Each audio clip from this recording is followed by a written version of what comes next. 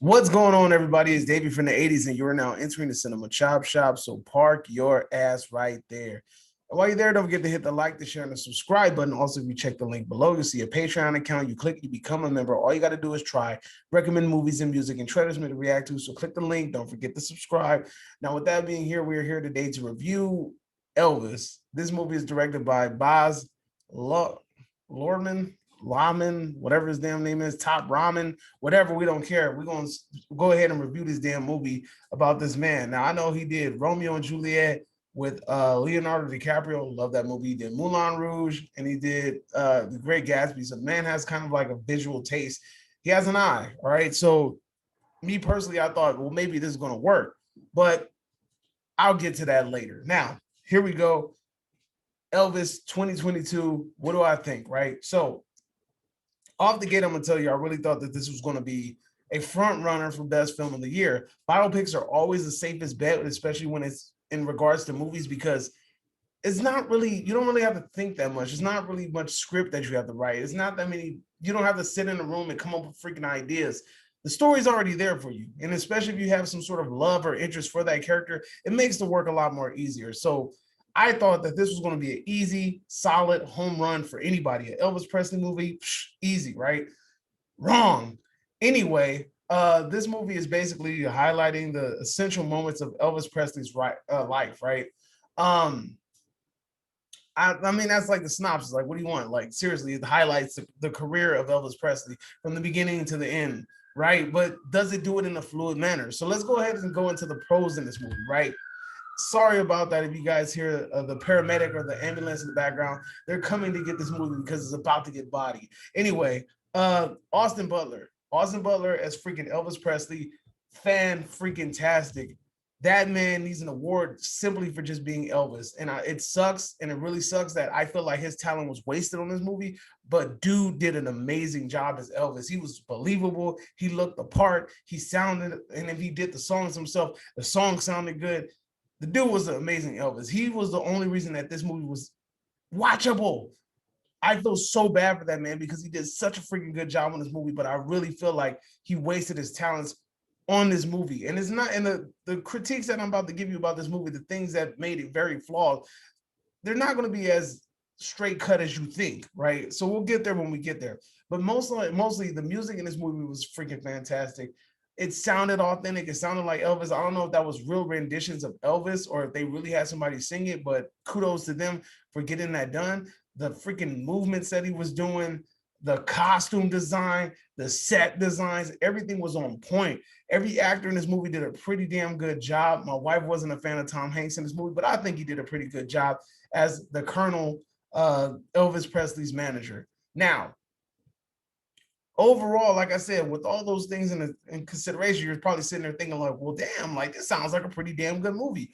And it would have been if the director took the time to actually try to make and tell the story in a fluent, cohesive manner. I think the biggest takeaway from this movie and the biggest con in this movie is the fact that this movie isn't done in the right way. I mean, there isn't no right or wrong way, but there's a way to do biopics, and I really feel like the direction that this director tried to go in regards to how he made this movie wasn't the right fit. Number one, first and foremost, this movie is narrated from the point of Tom Hanks' character, the Colonel, right? So what, as it's being narrated by him, it's like you're seeing it from his perspective, and it really kind of puts this idea in your head that this the Colonel is just as important in this movie as Elvis. And I get it. If you're familiar with Elvis's history, then you know that this man screwed over Elvis, and he was an essential part to his career. And what, like, you know, he was a big part about most of the worst shit that happened in Elvis's career. The man was there. He was responsible for it. But at the same time, it really felt like Tom Hanks had a little bit too much screen time in this movie. I don't know if it was just me, but it really felt like he was taking up a little bit too much of the time on the screen. And I don't know if it's because Hanks is a huge damn name and they're like, we can't just waste this. We have to put this man on the screen. It really felt like it wasn't needed to be narrated by Tom Hanks and reiterated by Tom Hanks and then turn around and then shit on Tom Hanks's character at the end of the movie with the freaking the you know, at the end of every biopic, they always give you a little rundown about what happened with each character after the movie's done. these are things that are always known, right? We know that this happens in every single biopics. Don't make it seem like I'm spoiling something. And if you know anything about Elvis's life, then yeah, come on, dude, really. Anyway, to the point. Um, it was just weird to be like, it was so weird that he was such a central focus of this movie, and it really felt like this. Why is this movie called Elvis if it's like you have it being narrated by the Colonel, and also you have him like in every single freaking scene of the movie? You know, like most biopics do this. They start off with the beginning of the life. They kind of show you what happened a little bit. Then they go into like the next stage where they kind of begin their career, especially musical biopics. And then they kind of go into when they're famous, and then they go into the downfall. This movie did that, but it did it in such a freaking fast-paced manner. And the runtime of this movie is pretty long. I know it's over 2 hours. I don't know the exact number off the top of my head. I don't feel like looking at it right now, but just believe that this movie has a pretty long runtime. So it's kind of weird that it felt like we were just breezing through the chapters. And I get it. Elvis Presley had a very long career. He had a very long, this is a lot of information to be put into this movie. But at the same time, it's like there's plenty of movies that have done this shit. You know what I'm saying? Like there's so many biopics, musical biopics that have done this shit already. So it's like you have blueprints. And I mean, maybe he was trying to do something different. Maybe he was trying to do something fancy. Who knows? But at the end of the day, I feel like you missed the ballpark. And it really didn't feel like it was just about Elvis. It really felt like this was a buddy movie, right?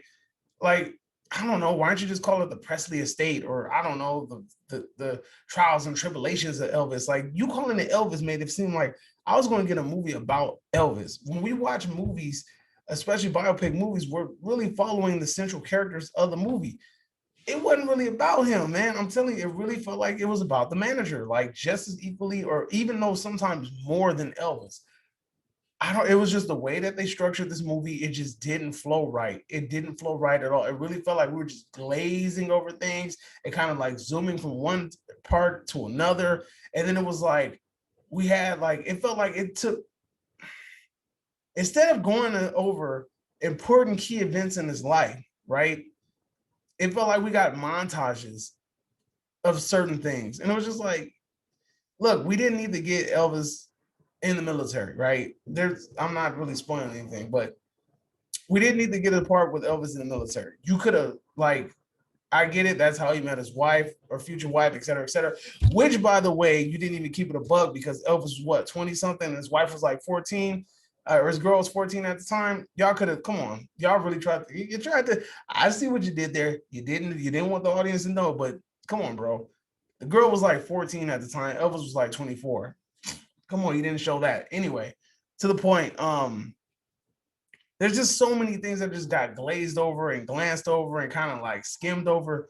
And like it really just felt like a movie where it was trying to just show you that Elvis' manager was trying to screw him over from the beginning, right? It wanted to make that crystal clear from the jump. Once you came out the gate, this man is screwing Elvis up. Like it's literally in the beginning of the montage. Versus like, I'll give you an example, Selena, right? You went into Selena, you watch it, you already know the example of like what happens with Selena, whatever, right? Her little manager. But the thing is, the movie never started off like we're planning it and plotting it to a point where you know that her manager is up to something from the jump, right? It kind of like surprised you with it. So it's like, if there's somebody that's in the audience that's watching this movie, they don't know nothing about Elvis Presley, there is no surprises for them. There is no, like, you kind of gave away, you kind of told the audience how to feel about a certain character before they even got a chance to know who this character was. It doesn't feel authentic. It really should feel like you're watching this character from like the beginning to the end versus like, oh, I will tell you something about Elvis. Many people blame me for Elvis's death and blah, blah, blah, blah, blah. Dude, I didn't need to hear that. I didn't need to see that. It's just like, just tell the fucking story. That's all you need to do. Stick to the story. The man has a life. Somebody done documented it down somewhere. There's so much Elvis shit out there. Just go ahead and just ease it on in, right? And this was a clear-cut winner for like best film of the year. And it sucks that my man is about to get screwed over on it because the director chose to try to be all artsy and shit, and he screwed it all up. All you have to do is just tell a clear, cohesive story from beginning to end, and you couldn't even do that. You was jumping all over the place. It feels like there's parts of this movie missing. Like this might be a 4-hour cut, and then they might have had a hella cuts. I don't know. but it just really feels like there's so much missing and it's jumping from one part to another. It's not a cohesive story. It doesn't feel fluid. And you honestly leave the movie feeling some type of way because you're just like, I feel empty. Like I didn't get the whole damn story. You know, like you kind of glazed over, like just like literally him getting married with his wife, him meeting his wife, and everything was like in a fucking montage. It's not even like a clear cut like scene, and you're watching him get to know this person, and you're watching this happen or anything. It just happens. It's just like, okay, did you know? Then love happens, and then Elvis meets this person, and then this happens, and then this person, and then my boy is Elvis. Bro, I'm watching this fucking movie and I'm sitting there telling myself, like, yo, like, this can be it. Oh, wait. And then there's more. There's more. I almost forgot about this shit. You ready? You ready? Why the fuck do you have a musical biopic and you're using modern music in the biopic? There's no reason why I should hear some mother freaking Cardi B type shit in the middle of an Elvis movie when you got this man's whole catalog at your disposal. That makes absolutely no fucking sense whatsoever at all, right? Like, why are you playing modern music in a biopic? Makes absolutely no sense. You have this man's whole catalog to go through, And then you had so many blues artists in this movie. That was another plus. It was so cool to watch them shows put some respect on like so many cool people's names, man. Like what's the name? Little Richard was in it. I think BB King was in it. It was so many cool people that they put respect on their names in this movie. It was so cool. It was cool to watch it, you know. But there's a lot of black music in this movie, and they honestly show how much of an influence black musicians played in Elvis Presley's career, you know. So I thought that was pretty cool. And I really wish they would have explored more of the racial dynamic of it. They kind of glazed over it again. You'll see what I'm talking about when you see the damn movie. But anyway,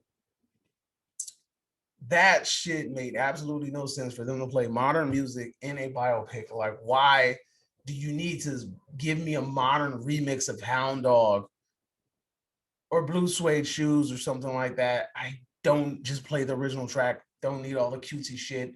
Don't need all the modern day. Don't need the updated thing. Like, who you think is going to go watch this movie? You really think like somebody that's 15, 14 and shit off the block going to go watch Elvis? They don't give a fuck about this movie. This movie going to come from elderly white people that are going to go see this damn movie, and because they love Elvis and they were young when Elvis was popping, and they're going to try to watch this movie, and they're going to take their grandmammy and all that shit. Or it's going to be the same people that their parents grew up and they played Elvis in the house and they liked it, right? You have to understand the audience that you are catering towards. And I'm sorry to tell you this, but by playing some hip hop music in the middle of the movie, low key, your target audience is not going to be black people. Sorry, buddy, but it's just not. It's just true, right? Just being honest with you. I know I'm black. I saw the movie. I get it, but I go watch everything. I'm just saying, like in a wider scope of things, your target audience isn't going to be like black youth. Sorry to tell you. And then also the trailer. If you were trying to target black youth, you might want to like hint at it in the trailer, but you didn't really do that. So what was the point of putting it in the movie? Just saying. All right. So on top of that, man, like I said, this movie just, man, like, I don't know, it sucks. It really, and that ending felt really rushed. It just kind of just happened. It just hit you just real quick. You're just like, all of a sudden you see something happening, everything just starts panning slow, and you're just like, is this about to fucking end right now? Like, I feel like we got at least like 30 more minutes left. And it just pans real slow, and then it just, some words come across, and you're like, what the, really? This is the time when you want to hit me with the ending facts? Like, come on, bro. They picked a terrible time to like try to do this. Like, sorry, they picked a bad time to do it. I'm sorry for my boy. What's his name? Something Butler. What's his name? Old boy from Hannah Montana. I'm so sorry for Austin Butler because you did a freaking amazing job in this movie. You did a fantastic job. I'm sad that your whole talents got wasted for this damn movie because the director didn't know what the fuck he wanted to do. And honestly, like, if it wasn't for you, my friend, this grade will be a whole lot lower. So here on the Cinema Chop Shop, we grade movies in three ways. Count them, three ways. Either you get bodied and sent to the bowels of hell, or you get spared and I tell your movie's awesome, right? Or you get a big fat meh, which means your shit is monumental, mediocre, mid-range, mid-grade, all that shit. I'm gonna have to give this movie a big fat meh. Not quite my tempo. Not impressed. But it can be better. Mediocre. Meh. But the TV gave me the impression that... We said meh. M-E-H. Meh.